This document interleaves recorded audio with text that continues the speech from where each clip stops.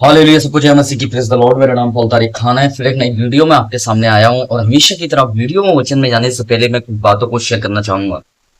जैसे आप थंबनेल और टाइटल देख के समझ गए होंगे किस टॉपिक के विषय के बारे में बात कर रहा हूं, और टॉपिक का विषय है चूहे का क्या अर्थ है बाइबल में। हम देखते हैं कि चूहा को एक अशुद्धता के प्रतीक में के रूप में माना गया है। इसलिए पहला हम देखते हैं जो आपके डिस्प्ले पे आ रहा है, अशुद्धता। लय व्यवस्था 11 का 29वां अध्याय, चूहा अशुद्ध जीवों में गिना गया है। इसलिए ये एक अनक्लीन चीज है। ये अनक्लीन क्या है? एक छोटा सा जानवर है जिसे अशुद्ध माना गया है लय व्यवस्था के अंदर। बाइबल इसका खंडन करती है, बाइबल इसे अशुद्ध ठहराती है।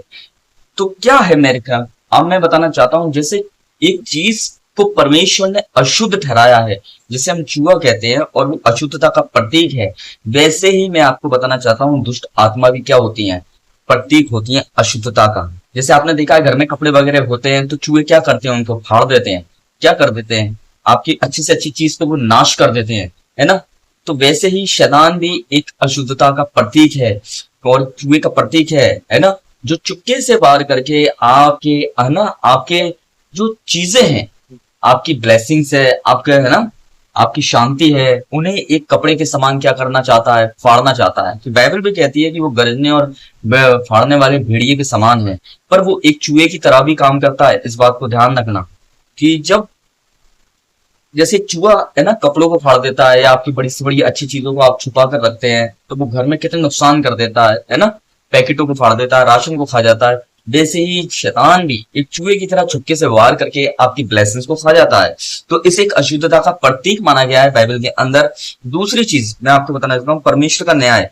पहले शमूएल 6 में फिलिस्तियों की वाचा का संदूक लेने के कारण विपत्ति आई। उन्होंने सोने की चूहे की प्रतिज्ञा बनाकर अपराध बलि चढ़ाई, जहां चूहे न्याय और महामारी से जुड़े हैं। चूहा क्या है, बीच में हम देखते हैं जब चूहा के कारण एक बीमारी भी आई थी जिसका नाम था, है ना, प्लेग, है ना। प्लेग बीमारी आई थी बहुत साल पहले और उसमें काफी लोग देखिए मारे गए थे। वो, है ना, एक महामारी आई थी। और बाइबल भी देखती है कि जब वो आकृति वाचा के संदूक पर लगाई गई, उन लोगों ने जब ये गलती कर दी कि उस चूहे को लगा दिया जिसे परमेश्वर ने लय व्यवस्था में अशुद्ध ठहराया, और उस अशुद्ध चीज को परमेश्वर के वाचा के संदूक पे लगा दिया, तो वहां पर एक बहुत बड़ी महामारी आई। क्योंकि एक चूहा खाली अशुद्धता का प्रतीक नहीं है, बल्कि एक चूहा महामारी का भी प्रतीक है, एक बीमारी का भी प्रतीक है। और वहां देखते हैं कि वहां फिलिस्तियों के देश में बीमारी फैल गई थी, क्योंकि उन्होंने गलती क्या करी कि परमेश्वर के वाचा के संदूक को उन लोगों ने चूहे की आकृति दे दी। वैसे ही हम भी गलती करते हैं, परमेश्वर की, है ना, परमेश्वर के रूप को कभी कभी हम क्या है, मूर्तियों में, इसमें उसमें ढूंढने लगते हैं और उसकी आकृति बनाने लगते हैं। वैसे इन लोगों ने करी, एक वाचा के संदूक पे पर चूहे की आकृति बना दी, जो महामारी से और बीमारी से जुड़ी हुई थी। उस चीज को उन लोगों ने उस पे वाचा के संदूक पे लगा दिया था, जो वाचा का संदूक परमेश्वर का पवित्र था। कहीं ऐसा तो नहीं कर रहे हैं कि आप परमेश्वर की उपस्थिति में, जो आप परमेश्वर की उपस्थिति जो पवित्र है, उसमें आप एक चूहा जैसे अशुद्धता का प्रतीक माना गया है, वैसे ही आपका हृदय भी आज इन दिनों में अशुद्ध है और आप अशुद्ध चीजों के साथ खुदा के पास आ रहे हैं, है ना। तो आप पाप नहीं छोड़ रहे हैं, आप गुनाह नहीं छोड़ रहे हैं, और फिर भी आप क्या है, आप फिर भी खुदा में आप बने रहना चाहते हैं, तो ऐसा नहीं हो सकता। समझ रहे हैं? जैसे वहां चूहे के कारण महामारी आई, वैसे ही आपकी जिंदगी में भी क्या होता है मालूम है, शैतान एक चूहे की तरह काम करता है और वो एक बीमारी बनकर लाता है और महामारी लाता है आपके जीवन में। पर परमेश्वर उसे आजाद करता है पाप और भ्रष्टता।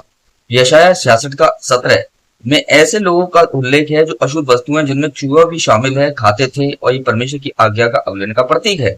ऐसा तो नहीं है चूहा जो है इन दिनों में, देखिए देखते हैं कि वहां पे क्या था, यशाया में कुछ ऐसे लोग थे जो, जिसे परमेश्वर ने खाने को मना किया था, और वो उन चीजों में से एक चूहा भी था जिसे वो खाते थे, जिसे परमेश्वर ने घृणित कराया है कि तुम इसे खा नहीं सकते। ऐसा तो नहीं है इन दिनों में कोई चीज आप अपने अंदर ले रहे हो जिससे परमेश्वर ने मना कर रखा है, जो एक चूहे की तरह एक अशुद्धता को प्रकट करता है। इन दिनों में कुछ ऐसी मूवीज तो नहीं, इन दिनों में ऐसी कोई चीजें तो नहीं, इन दिनों में ऐसा कोई गलत संगति तो नहीं, ऐसा इन दिनों में कोई ऐसा पाप तो नहीं जिसे आप अपने अंदर हर दिन ले रहे हैं और आप हर दिन उसे एक खाने की तरह खा रहे हैं अपने अंदर ले।